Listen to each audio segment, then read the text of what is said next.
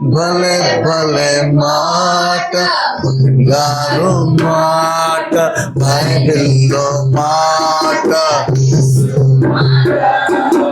నా జీవితాన నీ జీవితాన మారాని మాట.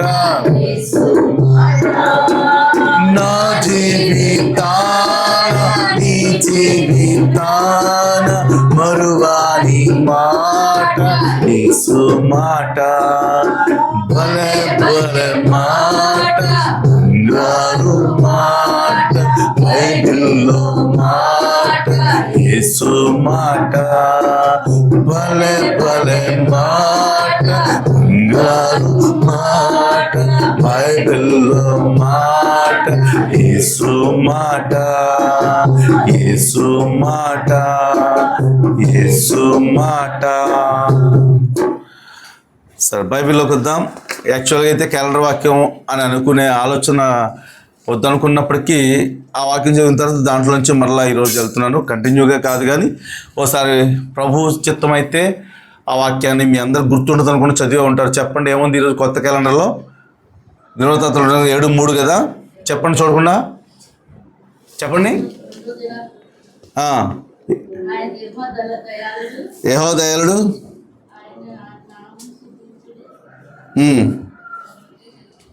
మొత్తానికి కష్టమైన నష్టమైన మీరు మాత్రం ఆ ధైర్యాన్ని మెచ్చుకోవాలా. మీరు వాక్యం చెప్పినట్టు చాలా సంతోషం. చదువుదాం. పెద్దవాళ్ళు ఆ విధంగా ధైర్యంగా చెప్పడం నాకు చాలా ఇష్టమైంది. దినవృత్తాంతం 2వ గ్రంథం 7వ అధ్యాయం అందరు కలిసి 3వ వచనం భాగం చదువుదాం. అందరు కలిసి 3వ వచనం భాగం చదువుదామా? ఆగ్నేయు అదేనా చదవరండి. దినవృత్తాంతం 2వ గ్రంథము 7వ అధ్యాయం 3వ వచనం స్టార్ట్ చేద్దాం. ఆగ్నేయు యెహోవా తేజస్సును మందిరం మీదకి దిగగా చూచి ఇశ్రాయేలందరూ సాష్టాంగ నమస్కారం చేసి యెహోవా దయాళుడు, ఆయన కృప నిరంతరం ఉండని చెప్పి ఆయనను ఆరాధించి స్తుతించిరి. చెప్పండి. అగ్నియు యెహోవా తేజస్సును మందిరం మీదకు దిగగా చూచి ఇశ్రాయేలీయులందరూ సాష్టాంగ నమస్కారం చేసి యెహోవా దయాళుడు, ఆయన కృప నిరంతరం ఉండునని చెప్పి ఆయనను ఆరాధించి స్తుతించిరి. ఈ వాక్యము మందిరము మీదకి యెహోవా తేజస్సు వచ్చినదని ఇక్కడ అర్థమవుతుంది. ఇశ్రాయేలందరూ కూడా ఆ తేజస్సును చూసి సాష్టాంగ నమస్కారం చేశారు. అప్పుడు ఆయన పూజించి ఏం చేశారు? ఆరాధించి స్తుతించినట్టుగా ఇక్కడ చూస్తున్నాం. అయితే ఈ మందిరము ఎవరు కట్టారని చదువుకోవచ్చు. ఫస్ట్ వచనంలో మనకు అర్థమవుతుంది.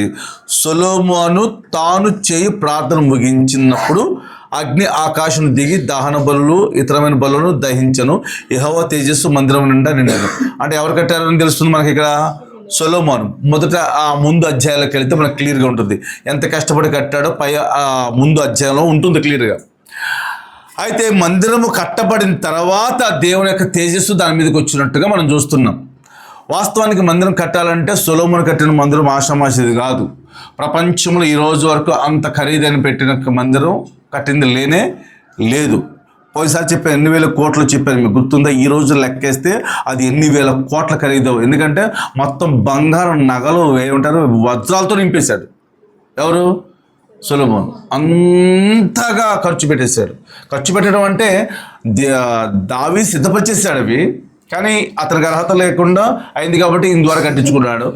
అయితే ఈ కట్టిన తర్వాత ఆ మందిరంలోకి దేవుని యొక్క తేజస్సు వచ్చినట్టుగా మనం చూస్తున్నాం. అయితే ఈ భౌతికమైన మందిరపు సంబంధించిన వాటికే ఇంత తేజస్సు దేవుడిస్తే ఆ కట్టించిన విధానాన్ని బట్టే కదా అర్థం. అయితే వాస్తవానికి తప్పకుండా మందిరం కట్టాలన్నా, ఇల్లు కట్టాలన్నా, దేని కట్టాలన్నా ఫస్ట్ ఫౌండేషన్ పునాది పడాలి.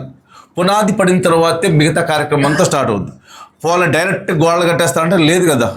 కంపల్సరీగా ఏం చేయాలి? ఫస్ట్ పునాది వేసిన తర్వాత ఆ యొక్క కన్స్ట్రక్షన్ స్టార్ట్ అవుతుంది ఎక్కడైనా సరే. అయితే ఈరోజు ఈ మందిరము అనేది ఒక అలంకారయుక్తమైన ఒక మందిరం ఉంది. దాంట్లోకి యెహోవా తేజస్సు వచ్చినట్లుగా చూస్తున్నాం. ఈరోజు మందిరం అనే ఆ సందర్భాన్ని మనం జ్ఞాపకం చేసుకోవాలంటే ఆ కన్స్ట్రక్షన్ కట్టాలి అని అంటే తప్పకుండా ఏమైబడాలని చెప్పాను, పునాది. అయితే ఈ పునాది వేసే ఆ సందర్భంలో ఈ మందిరం ఏమై ఉండాలి అని మనం చూస్తే కొరింథీ మొదటి పత్రికలో 3వ అధ్యాయంలో మీ అందరూ తెలిసిన మాటలు చెప్తాను. ఒక్కసారి 9వ వచనం చూడండి. 9వ వచనం, మేము దేవుని జత పరివారమై ఉన్నాము, మీరు దేవుని వ్యవసాయమును. అది మనమంటే ఎవరి గృహము? దేవుని గృహం. అంటే భౌతికమైన ఆలయముగా ఉన్న దాంట్లోకి దేవుని యొక్క మహిమతో తేజస్సుతో నింపబడింది మనం చూసాం. అయితే ఇక్కడ అసలు ఆ మందిరం అనేది ఒక్కసారిగా అలాగా ఆ ఆలయాన్ని కన్స్ట్రక్షన్ చేసిన ఆలయాన్ని పక్కన పెడితే ఇప్పుడు మనల్ని దేవుడు దేనితో పోలుస్తున్నాడు? మనమే దేవుని యొక్క గృహం. అదే కింద 16వ వచనంలోకి రండి ఒకసారి. 16 మీరు దేవుని ఆలయమై ఉన్నారని, దేవుని ఆత్మ మీలో నివసించుచున్నాడని మీరు ఎరుగరా. ఇక్కడ చూస్తే దేవుని గృహము మనమే, దేవుని ఆలయంగా మనం చేసుకున్నాడు. ఆ ఆలయంలో ఏం పెడదామని? ఆయన ఆత్మకు ఆలయంగా ఉంది. దేవుని ఆత్మకి ఎలా ఉంది? మనం ఆలయంగా ఉండాలి.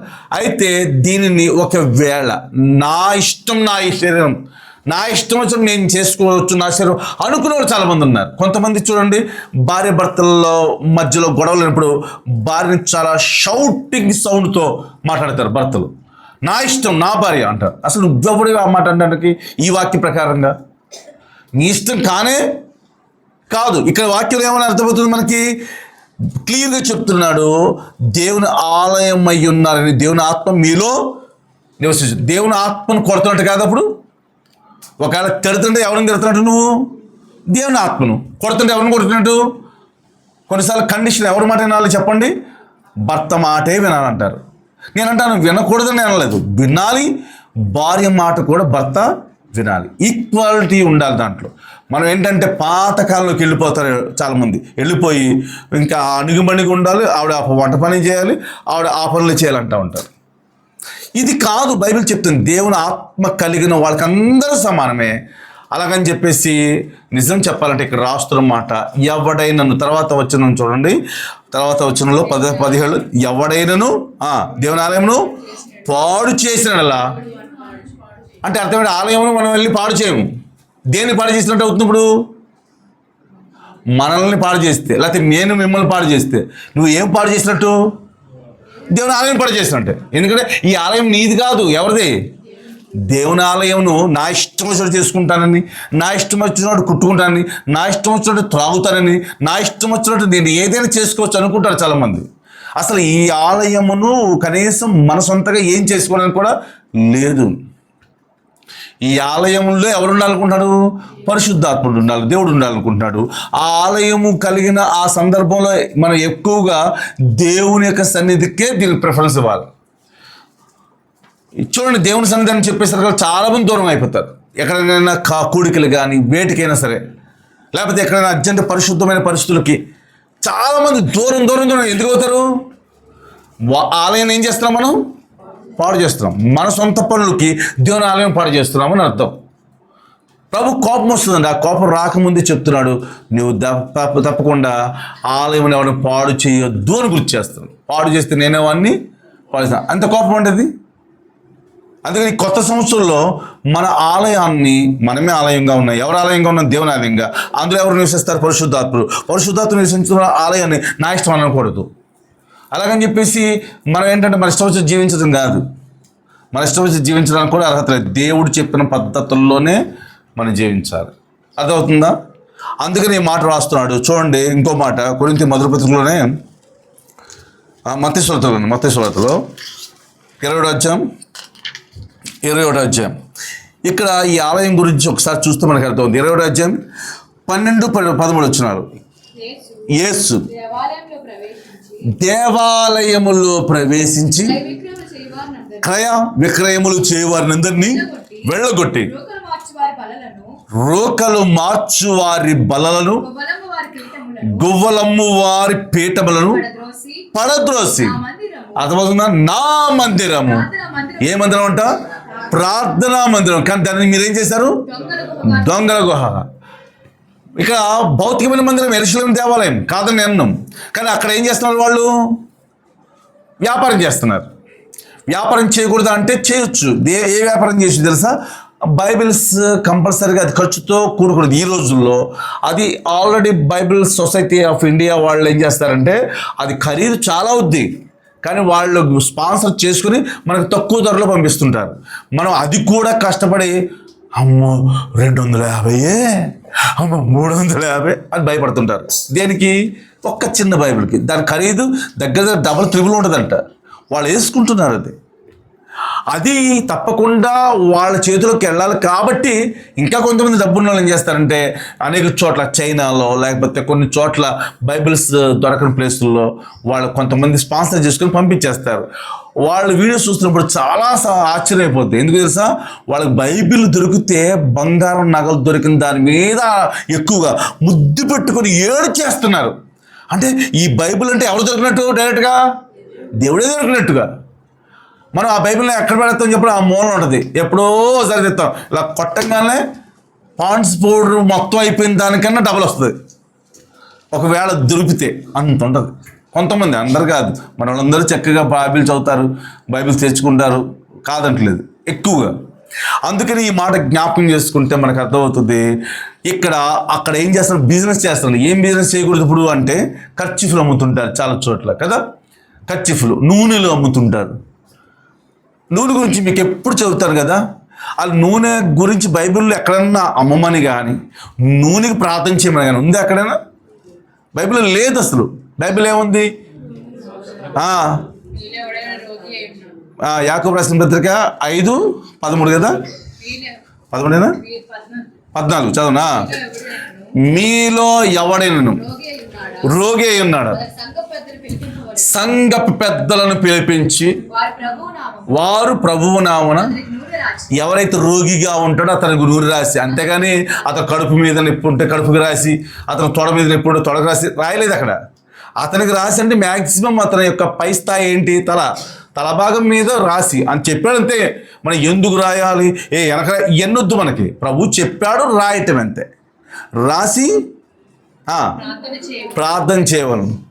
అప్పుడు ఏమవుతాడంట? అతను రోగి స్వస్థత పడుతాడు. పాపం చేస్తే పాపాలు కూడా క్షమించబడతాయి. చూడండి ఎంత అద్భుతంగా రాశాడు దేవుడు. దీనిని పక్కన పెట్టేసి దేనికి ప్రార్థన చేస్తాను చెప్పండి? నూనె బాటిల్స్ ప్రార్థన చేయమంటారు కొంతమంది. కొన్ని చోట్ల నూనె బాటిల్ ప్రార్థన చేయమని నేను చేసినట్టు అలా పట్టుకుంటాను అంతే. ఏం చేయను? పబ్లిక్లో అందరూ ఫీల్ అవుతున్నారు ఎన్నో చోట్ల వెళ్తున్నప్పుడు. నూనెకి ప్రార్థన చేయమని బైబిల్ చెప్పాలి. నూనె రాసి ప్రార్థన చేయమని చెప్పింది. ఎక్కడైనా ఇళ్ళల్లో ఓపిక చేస్తున్నప్పుడు నూనె జల్లేస్తుంటారు. ఎందుకు నూనె జల్లుతారు తెలియదు. అనవసరం వేస్ట్ చేస్తుంటారు. నూనె జల్లుతుంటారు, నూనె పోస్తుంటారు పునాదులు. ఎక్కడ రాశారు చెప్పండి బైబిల్లో? లేనిపోని అన్నీ చేయకూడదండి. అంటే ఇక్కడ నూనె అమ్ముతున్నారు. అదేమో మహా అయితే 30 రూపాయల బాటిల్ ఉంటుంది. వాళ్ళు స్టిక్కర్ వేసిన తర్వాత 200 ఉంటుంది ఆ బాటిల్. వ్యాపారం కాదు అది. ఖర్చీఫ్ ఎంత ఉంటుందండి? మహా అయితే ఒక 50 లోపు వేసుకోండి. మంచి వాళ్ళ ఖర్చీఫ్ అయితే ఎంత ఉంటుందో నాకు తెలియదు. మరి 100 ఉంటుందో 200 ఉంటుందో. అంటే నేను ఏం చెప్తున్నాను, ఇక్కడ మందిరము అనేది ఎలా మార్చబడింది? వ్యాపారపు ఇల్లుగా. దాన్ని ఏం చేశారంట? దొంగల గుహగా చేశారు. దొంగల గుహ. దొంగలు అనే వాళ్ళు ఆ గుహగా చేశారంటే ఇప్పుడు అక్కడ ఎవరున్నట్టు? ఆ ప్లేసుల్లో దొంగలు ఉన్నారు. ఒక దొంగ ఎవరు? ఇస్కరియోతు యూదా. అందులోనే ఉన్నాడు దొంగ. దొంగల గురించి ఒక మాట చూద్దాం. చూడండి, యోబు గ్రంథం 24:16 మీకు తెలిసిన మాట. 14 24:14 తెల్లవారినప్పుడు నరహంతకుడు లేచున్నప్పుడు దరిద్రులను లేమిగల వారిని చంపును. రాత్రి ఎందు ఈ దొంగతనం చేసే టైం కూడా ఇప్పుడంట రాత్రులు చేస్తారు. అంటే ఇప్పుడు ఇంచుమించుగా రాత్రి అనే మాట ఎందుకు వాడుతున్నానో మీకు చెప్తాను. ఆల్రెడీ మన మూలవాక్యములో ఆ మందిరం నిండా ఏమి నిండింది? యెహోవా మందిరము తేజస్సుతో వెలుగుతో నిండింది. ఇప్పుడు ఈ మందిరములో ఎవరున్నారు? దొంగలు ఉన్నారు. దొంగలు ఎప్పుడు కన్నం వేస్తారు? రాత్రులు. 16 చూడండి మళ్ళా. చీకట్లో. అది వీళ్ళ చీకట్లో కన్నం వేస్తారు. వీళ్ళు ఎక్కడ ఉండలేరు చూడండి. పగలు దాక్కుందరు. వారు వెలుగును అందుకు వీళ్ళ మందిరంలో వెలుగు లేదు. నీ మందిరంలో ఆ మందిరంలో ఏముండాలి? 25 సంవత్సరం దాటిన తర్వాత వెలుగు ఉండాలి కదా. 20 సంవత్సరంలో ఉన్నదే మళ్ళా ఉందా? 20 సంవత్సరంలో ఉన్న చీకటే మళ్ళా ఉందా? 25 సంవత్సరంలో ఉన్న ఆ చీకటి ఏంటో ఇప్పుడు చెప్తున్నాడు. ఆ మందిరము వ్యాపారపుటిలుగా చేశారు, దొంగల గుహగా చేశారు. ఆ దొంగలు ఏం చేస్తారు? రాత్రులు దొంగతనం చేస్తూ ఉంటారు. ఆ రాత్రులు దొంగతనం చేస్తారు. 14 వచ్చుల్లో 16 వచ్చుల్లో వారు కన్నం వేస్తారు. పగలు అంటే వాళ్ళకి భయం, వెలుగంటే వాళ్ళు ఇష్టం లేదు. అర్థమైందా? వెలుగు ఇష్టం లేదంటే వాళ్ళ మందిరంలో యెహోవా తేజస్సు లేదు. ఏమి ఇష్టం వాళ్ళకి? చీకటే ఇష్టం. ఎంత క్లియర్గా ఉంది ఇక్కడ చూడండి. చీకటి గురించి ఒక మాట జ్ఞాపకం చేస్తాను, మీ అందరికి తెలిసిన మాటలే. రోమిలకు రాసిన పత్రిక 13వ అధ్యాయం 12వ వచనం చదువుదాం. రాత్రి చాలా గడిచి పగలు సమీపముగా ఉన్నది గనుక మనము అంధకార క్రియలను విసర్జించి తేజస్ సంబంధమైన యుద్ధోపకరణమును ధరించుకుందాము. చూడండి, ఇక్కడ వరకు ఆలోచిస్తే రాత్రి చాలా గడిచి పగలు సమీపంగా ఉంది అంటున్నాడు. భౌతికమైన ఆలోచన ప్రకారంగా రాత్రి గడిచిపోయిన ఇప్పుడు పగల్లోకి వచ్చాం, ఇంతవరకు బాగానే ఉంది. తర్వాత రెండో పాయింట్ యాడ్ చేస్తూ కలుపుతూ ఉన్నాడు, మనం అంధకార క్రియలను విసర్జించి అన్నాడు. అంధకార క్రియలు అంటే చీకటి పనులు. చీకటి పనులు అంటే ఇప్పుడు మనం చదువుకున్నాం ఇందాక, ఒక దొంగతనము అంటే ఆ టాపిక్ ఎందుకు వచ్చిందంటే మందిరపుని దొంగలకు చేశారు కాబట్టి దొంగలు ఎక్కడ ఏ టైంలో దొంగతనం చేస్తారని చదువుకున్నాము? రాత్రులు. అయితే రాత్రులు చేస్తారు. రాత్రి క్రియ అంటే దొంగతనమైన క్రియ కదా, అంతే కదా. ఇంకేం క్రియలు ఉన్నాయి కింద వచ్చిన చూస్తే 13లో అల్లరితో కూడిన ఆటపాటలు 1, 2 మత్తు, 3 కామ విలాసములు, 4 పోగిరి చేష్టలు, 5 కలహమయం, 6 మత్సరము, పగటి యందు నడుచుకున్నట్టు. పగటి అంటే వెలుగులో నడుచుకోవాలి. నడుచుకోకుండా ఇవి ఉన్నాయి అనుకోండి, మన యొక్క మందిరంలో ఏముందంటే చీకటి ఉంది. ఈ మందిరం చీకటిలోనే ఉంటే 20 సంవత్సరాలు ఉన్నట్టే కదా. మనం 20 సంవత్సరాలు దాటి ఆ చీకటి అంటే నీకు తెలుసు. ఒకసారి వెనక్కి వెళ్ళి చూడు, ఆ దొంగల గుహ చేసింది ఏమైనా ఉందా? లేకపోతే పరిశుద్ధాత్ముడు ఉన్నా కానీ పరిశుద్ధాత్ముడు అనే ప్లేస్లో నీ సొంతగా ఇంకెవరైనా పెట్టుకుంటున్నావా? దేన్నైనా పెట్టుకుంటున్నావా? సమయాన్ని దొంగిలిస్తున్నావా? దేవునికి ఇవ్వాల్సిన ఆత్మీయమైన పరిశుద్ధమైన సమయాన్ని, లేదా దేవుని స్థలంలో గడపవలసిన సమయాన్ని, అదే పరిచయ విషయంలో కూడా ఒకవేళ ఆ సమయం ఇవ్వలేదంటే ఆ పరిశుద్ధాత్ముడు అక్కడ నివసించట్లేదు అని అర్థం. పరిశుద్ధాత్ముడు నివసించట్లేదు అంటే ఎవరు ఉంటున్నట్టు? చీకటి ఉంటున్నట్టు లెక్క. పరిశుద్ధాత్ముడు అంటే ఇప్పుడు మనం చదువుకున్న ప్రకారంగా ఆ తేజస్సు అని అర్థం. తేజస్సు లేదు అంటే ఎవరున్నట్టు? దొంగ ఉన్నట్టు. దొంగ అంటే చీకటి ఉన్నట్టు. చీకటితో పాటు ఏమున్నట్టు? ఆ అల్లరితో కూడిన ఆటపాటలు, లేకపోతే ఆ మత్తు, కామ విలాసములు, పోకిరి చేష్టలు, ఇవన్నీ కలిపి ఎక్కడ నుంచి చెప్పండి? మందిరంలో ఉన్నాయి. ఈ మందిరం ఇలా ఉంటే మనం ఏ విధంగా దేవుని సన్నిధిలో వెలుగున్నట్టు దేవుని స్తుతించగలం? ఇప్పుడు చెప్పండి. వెలుగు లేకుండా కూడా ఏం చేస్తున్నారు చాలామంది? పెదలతో స్తుతించేసుకుంటూ వెళ్ళిపోతున్నారు. వెలుగు అనేది మన మందిరంలో ఉందా లేదా? లేకుండా ఎలా స్తుతిస్తావు అనేది ప్రశ్న. ఇంకో మాట చూద్దాం. దినవృత్తాంతాలు 2వ గ్రంథంలో మీ అంతా తెలిసిన ఒక వ్యక్తి ఉన్నాడు. ఆ వ్యక్తి ఎంత వెలుగును పోగొట్టాడు చూడండి.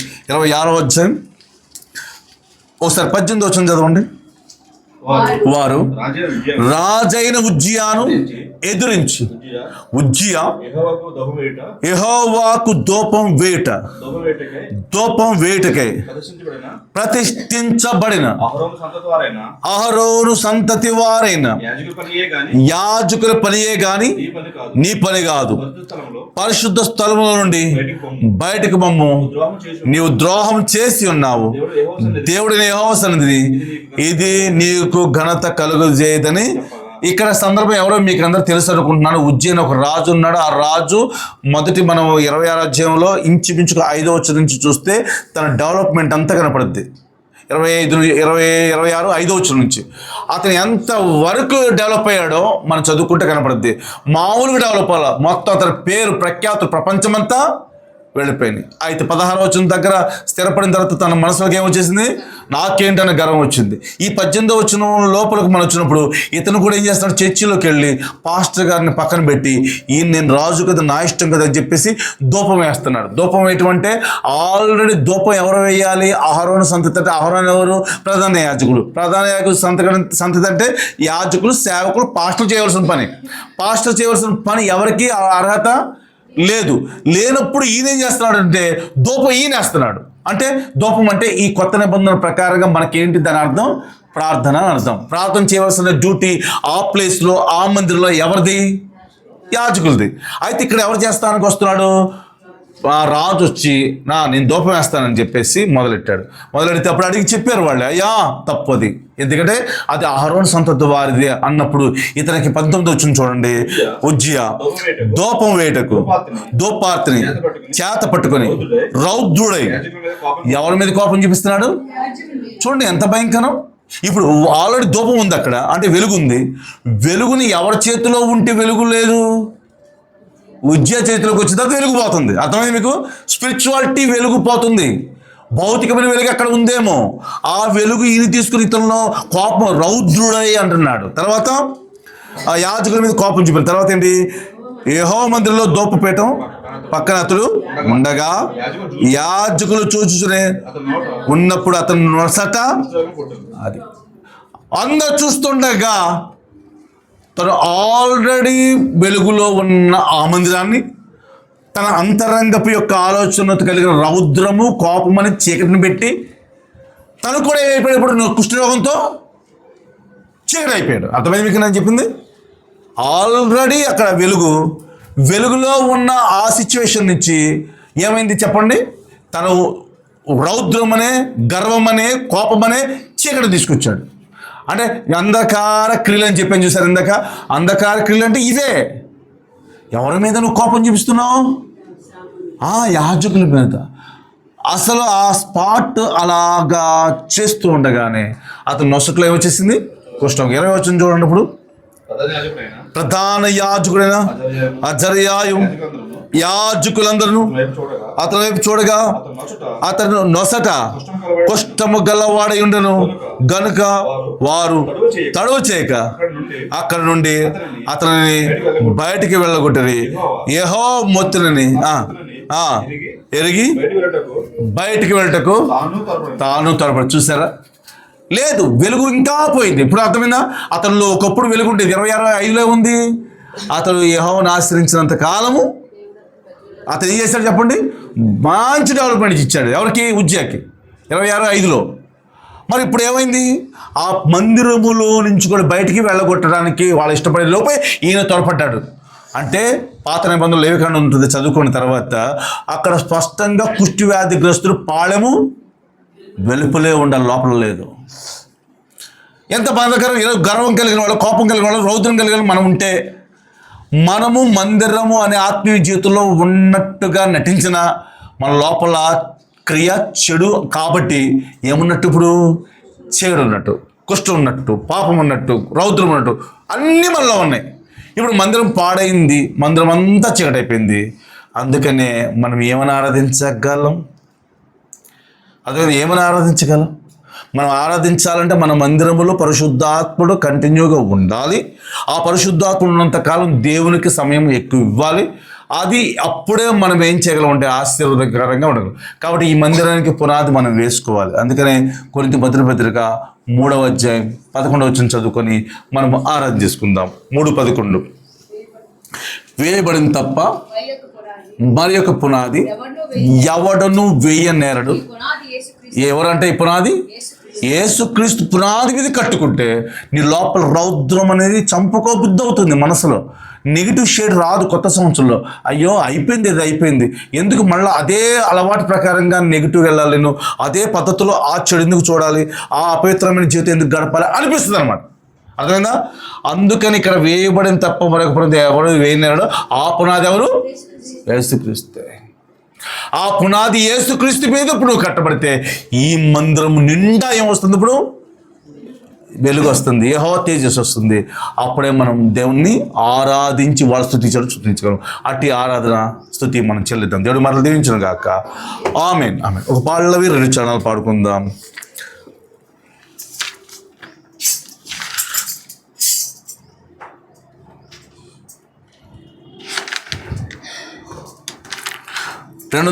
పాట పాఠసంఖ్య 256.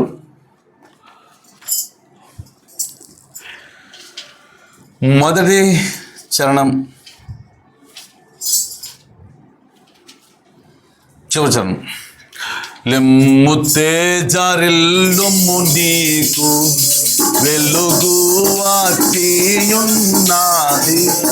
లెమ్ము తేజరిల్లుము నీకు వెలుగు వాటియున్నది. యెహోవా మహిమ నీపై, యెహోవా మహిమ నీపై ప్రకాశముగానుదయించే, ప్రకాశముగానుదయించే. లెమ్ము తేజరిల్లుము నీకు వెలుగు వాటియున్నది. లెమ్ము తేజరిల్లుము నీకు వెలుగు వాటియున్నది. వారిలో ఒంటరి అయిన వారు 10 వందలను, వారిలో ఒంటరి అయిన వారు 10 వందలను. ఎన్నికలేని వారు, ఎన్నికలేని వారు బలమైనటి జనమము, బలమైనటి జనము. లెమ్ము తేజరిల్లుము నీకు వెలుగు వాటియున్నది. లెమ్ము తేజరిల్లుము నీకు వెలుగు వాటియున్నది. మోకరించండి, కళ్ళు మూసుకోనండి.